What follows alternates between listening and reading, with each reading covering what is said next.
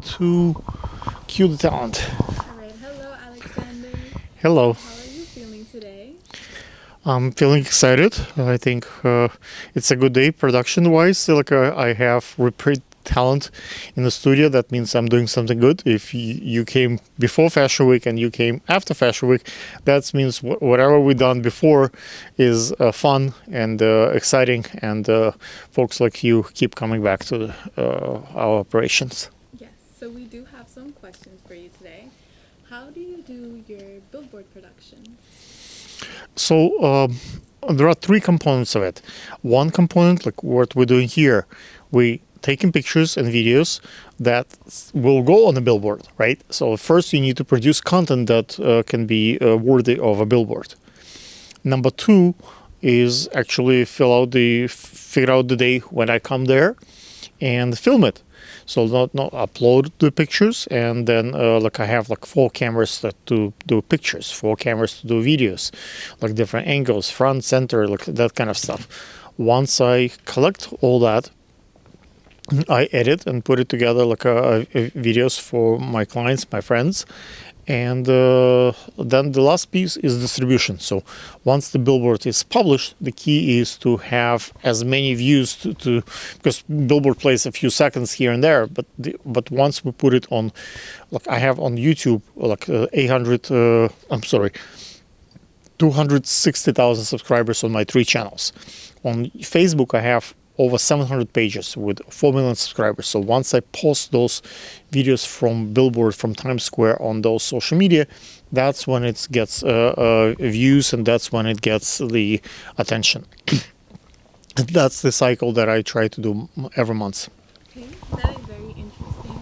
What we would also like to know about is how your New York Fashion Week experience was, and the connections you got through that, the how the whole production was. So I've been doing New York Fashion Week probably over the last 10 years.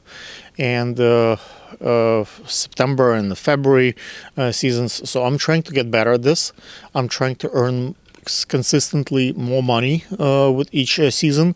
I'm trying to do better pictures, better videos, better content. I try myself in different positions. Sometimes I work as a stylist, sometimes I work as a photographer, videographer, sometimes I'm like a production, like you saw here, me producing stuff. So I want, like, many fashion weeks I model like you. So like it's important, if you want to be an artist, to know how it feels to be on the other side of the screen. Like right now I'm in front of the camera, and sometimes I'm behind the camera. So I think that particular fashion week was not the most financial success yet for me. Like I had better weeks, better seasons, but I think I sold quite a few billboards, which is like was my goal at the fashion week. I filmed a few really good shows. I had a really decent team. So I look at losses. How much did I lose? Broken cameras, stolen equipment, tickets, mistakes. Then I look at how much time I invest in this, because sometimes it's a lot of sleepless nights, a lot of efforts, and versus like a return on.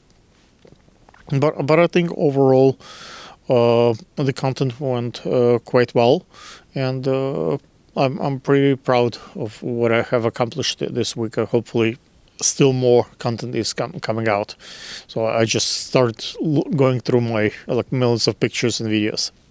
As a producer or a director and a photographer, everything in one, what advice do you have for models that are participating in New York Fashion Week or future seasons coming up? I think the advice. So I have a separate piece in this, so I'll send you a link to the one that I just record today interview on my advice. But things that come to my mind is plan it ahead. So look wider. So look, why just New York Fashion Week? There is London, there is Paris, Milano. So you can look on other countries, other cities, other locations as well.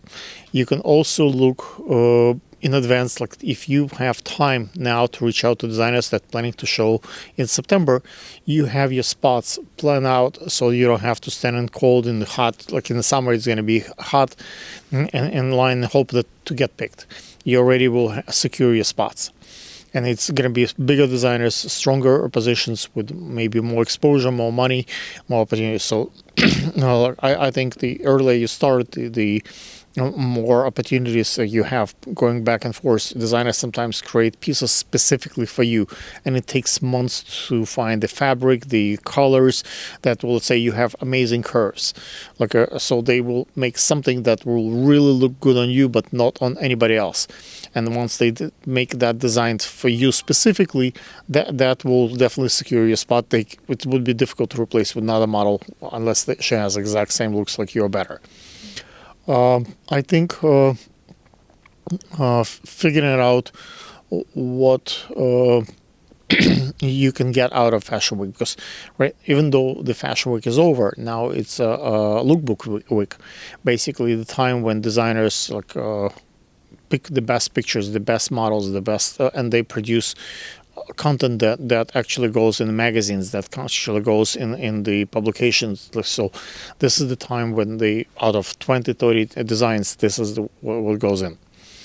And what else? I think and just have fun. Whatever you accomplished that week, try now to use that distribution so it's justified, because after all this time that's wasted and spent having great time and great pictures, if that does not deliver a next level, for some people it's fine to do the same thing over and over. If they love it, they can just keep doing what they done before, so there is no merit to go better. But some people want to progress and get better and better. Like, for example, you did the first time the Runway 7 this season. Maybe next time you can do art cards, and you can do Canoe Studios, you can go to CFDA designers. So there are those steps. I think that's all the questions I have for you. Okay, today. thank you guys. If you have more questions for me or for Jen, you haven't seen her in this clip, but we have another clip that we just recorded with Jen earlier, so watch that one and cut.